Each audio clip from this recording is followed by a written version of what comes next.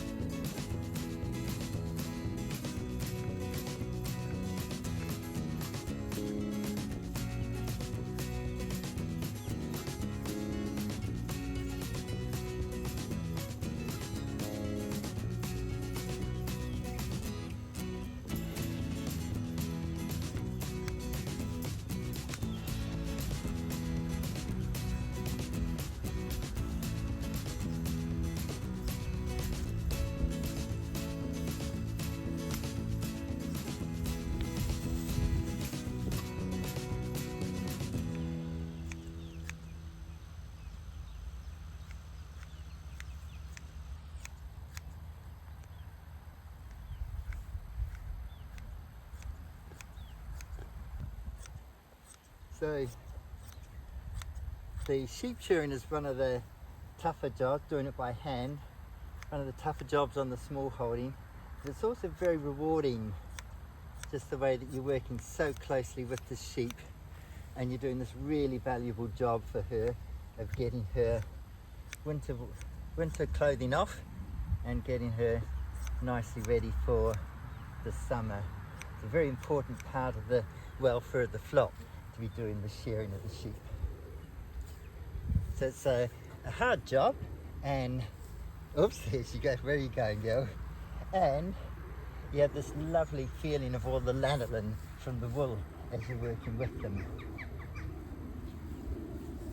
So once I finish, I've got this lovely lot of lanolin all over my legs and my hands, and depending on the sheep I'll then decide whether or not I've got shoes on or not. So because I'm doing Freddie, I'm fairly confident she's going to be pretty good with me, so I can do a bit of grounding while I'm actually shearing her today. So that's kind of neat. It's a pretty hot day anyway, and it's nice being out here without the shoes on.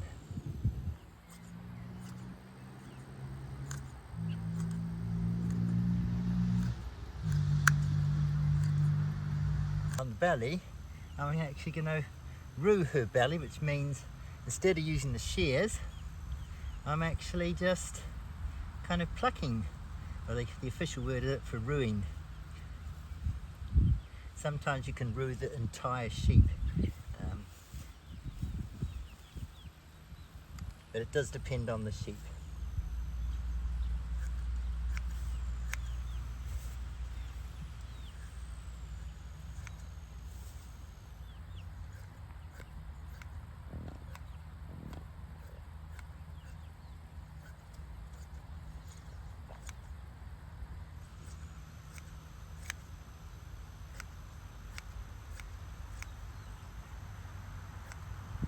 So it's much more comfortable on me if I can lie her down, but I'll go as far as I can with her standing up.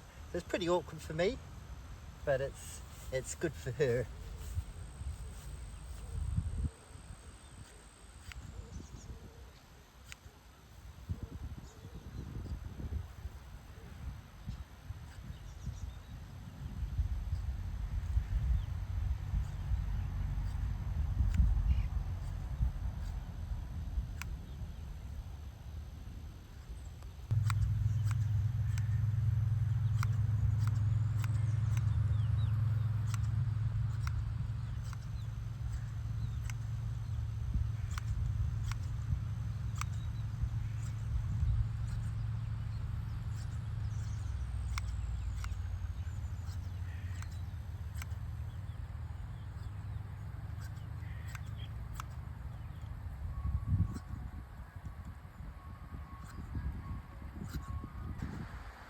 And what's really nice is Freddie is kept completely calm right through the session here. So he's a great mum, this one.